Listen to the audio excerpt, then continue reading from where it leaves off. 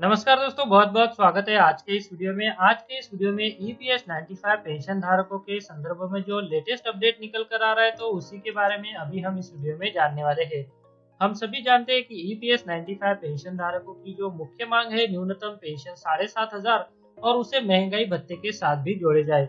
इसी के चलते लोकसभा चुनाव को देखते हुए राष्ट्रीय संघर्ष समिति के माननीय अध्यक्ष कमांडर अशोक जी राउत ने सभी ट्रेड यूनियन को पत्र लिखा है और इस पत्र में उन्होंने उनसे रिक्वेस्ट की है कि आने वाले लोकसभा चुनाव में जो उनका वचननामा है, तो उसमें ईपीएस 95 पेंशन धारकों की जो मांगे हैं, तो वो उनके वचननामा में शामिल करे। तो जी हाँ दोस्तों, इसी के बारे में जो पत्र भी है वो इन्होंने इनको लिखा है, तो अभी हम उसके बारे में जानने वाले हैं। तो आप इस वीडियो के साथ अंत तक बने, ताकि ये जो इम्पोर्टेंट अपडेट निकल कर आ रहा है ईपीएस 95 पेंशन धारकों की मांगों के संदर्भ में, तो इसकी जानकारी आपको मिल सके। और अगर आपने चैनल को अभी तक सब्सक्राइब नहीं किया है, तो आगे भी ऐसे अपडेट जानने के लिए चैनल को सब्सक्राइब कर लीजिए और उसके बाद जो बेल का बटन आएगा उसे भी आप प्रेस कर दीजिए, ताकि जो आने वाले अपडेट है वो किसी भी तरह से आपसे मिस ना हो सके।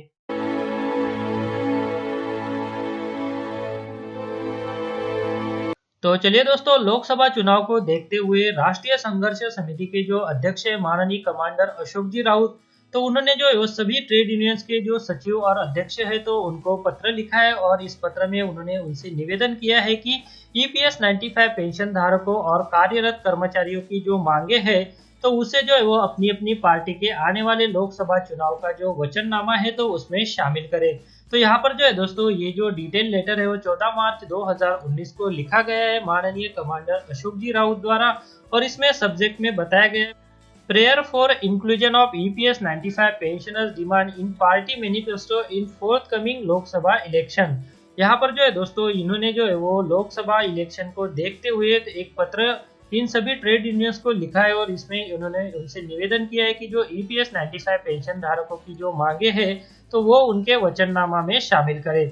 जैसा कि आप स्क्रीन पर देख पा रहे हैं कि यहाँ पर उन्होंने बताया कि our organisation represent 65 lakh EPS 95 pensioners nationwide. The total voters in this social group are 65 multiplied 5 members of each family is equal to 3.25 crore.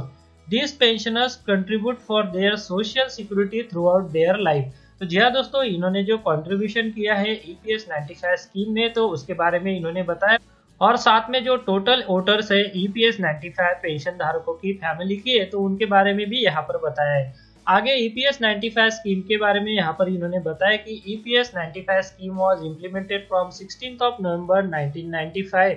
The asset and liabilities of employees family pension scheme 1971 were merged in EPS 95 after closure of EPFS 1971। तो जी हाँ दोस्तों, यहाँ पर जो EPS 95 scheme की जो शुरुआत है वो 16 नवंबर 1995 से हुई है, ऐसा यहाँ पर बताया है। और साथ में यहाँ पर आगे बताया गया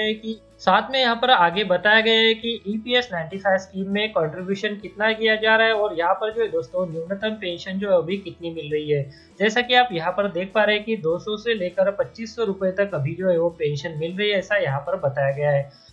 आगे यहाँ पर जो 1996 में ईपीएफओ द्वारा जो एडवर्टाइज पब्लिश की गई थी कि ईपीएस 95 जो स्कीम है वो 10% अच्छी है जो गवर्नमेंट पेंशन स्कीम है उनसे, ऐसा यहाँ पर बताया गया है। और जो आरओसी का ऑप्शन था ईपीएस 95 स्कीम में, तो उसको हटाए जाने के बारे में भी यहाँ पर बताया गया है। तो जी हाँ दोस्तों, यहाँ पर जो है वो ये सारे ईपीएस 95 पेंशन के जो पॉइंट्स है, तो वो कवर किए गए हैं।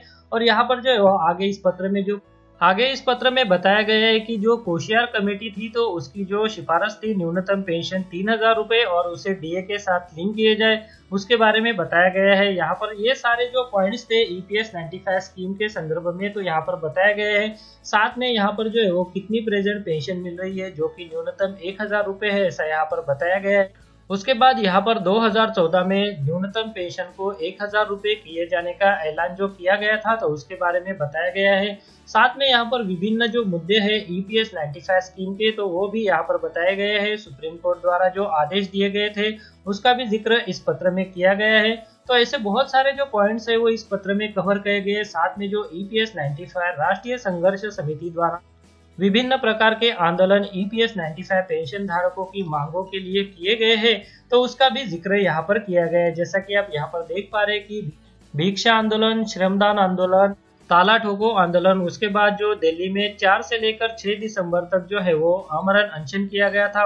उसके बाद 7 दिसंबर 2018 को जो आत्माहुति आंदोलन किया गया था दिल्ली में, तो उसका भी जिक्र यहाँ पर EPS 95 राष्ट्रीय संघर्ष समिति के इस पत्र में किया गया है। तो यहाँ पर जो है वो अभी भी आंदोलन इन EPS 95 पेंशन धारकों का चल रहा है, जैसे कि भिंड में चल रहा है, उसके बाद बुल्धाना महाराष्ट्र में चल रहा है। उनकी जो मांगे है तो उसका जिक्र भी यहाँ पर किया गया है, जैसे कि यहाँ पर आप देख पा रहे हैं कि withdrawal of EPF retrial advisory dated 31st of May 2017 gives EPS 95 pensioner choice of higher pension। उसके बाद न्यूनतम पेंशन 7,500 रुपए और उसी जो है वो DA के साथ लिंक करना।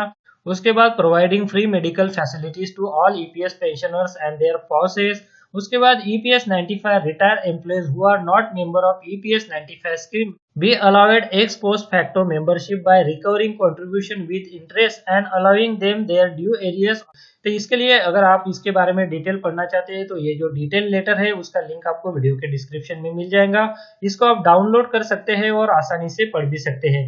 आगे यहाँ पर बताया गया है, in the last few sessions of parliament some sensitive and efficient member of parliament try to put our question across, we grateful to. आगे यहाँ पर जो मुख्य मुद्दा है जिसके लिए यह पत्र लिखा गया है तो इसके बारे में यहाँ पर लिखा गया है, honourable sir, being an efficient, powerful and sensitive leader of the trade union of this nation, we have complete faith that you will safeguard the interests of EPS 95 pensioners and also that of working employees. We humbly request you to try and include these issues in your respective party manifesto in the forthcoming Lok Sabha election and do the justice. We request you to not to see this problem as a only financial one but also consider its social and cultural dimension। तो यहाँ पर जो है दोस्तों इन्होंने इनसे request भी की है कि ये जो EPS 95 पेंशन धारकों के प्रॉब्लम है तो उसे जो है वो फाइनेंशियल नजरिए से ना देखते हुए सोशल और कल्चरल डायमेंशन की नजर से भी देखते हुए अपने जो पार्टी का मैनिफेस्टो है तो उसमें EPS 95 पेंशन धारकों की जो मांगे है उसे जो है वो अपने पार्टी के मैनिफेस्टो में शामिल करे। तो यहाँ पर जो है दोस्तों EPS 95 पेंशन धारकों के संदर्भ में ये जो लेटेस्ट अपडेट निकल कर आ रहा था तो इसी के बारे में जो है दोस्तों आज हमने इस वीडियो के माध्यम से जाना। दोस्तों यहाँ पर जो है वो EPS 95 राष्ट्रीय संघर्ष समिति द्वारा हमेशा प्रयास किया जा रहा है। यहाँ पर EPS 95 राष्ट्रीय संघर्ष समिति द्वारा लगातार प्रयास किया जा रहा है कि उनकी जो मांगे हैं वो जल्द से जल्द पूरी हो जाए। तो यहाँ पर जो है दोस्तों इसी के बारे में जो अपडेट निकल कर आ रहा था तो आज मैंने आपको इस वीडियो के माध्यम से इसकी जानकारी दी। अगर आपको ये वीडियो अच्छा लगता है तो इस वीडियो को लाइक जरूर कीजिए और अपने दोस्तों के साथ भी शेयर कीजिए ताकि ये जो इम्पोर्टेंट अपडेट निकल कर आ रहा है EPS 95 पेंशन धारकों की मांगों के संदर्भ में तो इसकी जानकारी बाकी पेंशन धारकों को भी मिल सके। और अगर आपने चैनल को अभी तक सब्सक्राइब नहीं किया है तो आगे भी ऐसे अपडेट जानने के लिए चैनल को सब्सक्राइब कर लीजिए और उसके बाद जो बेल का बटन आएगा उसे भी आप प्रेस कर दीजिए ताकि जो आने वाले अपडेट है वो किसी भी तरह से आपसे मिस ना हो सके। इस वीडियो को देखने के लिए आपका बहुत बहुत धन्यवाद। अगर आपको कोई सवाल है या फिर कोई कमेंट है तो आप इस वीडियो के नीचे जो कमेंट बॉक्स है वहाँ पे कर सकते हैं। और साथ में दोस्तों अगर आप मेरे चैनल पे पहली बार विजिट करें तो मेरे चैनल को सब्सक्राइब कीजिए और जो उसके बाद बेल का आइकॉन आएगा उसे भी आप प्रेस कर दीजिए ताकि मेरे जो आने वाले वीडियोज़ है वो सबसे पहले आपको देखने को मिल सके।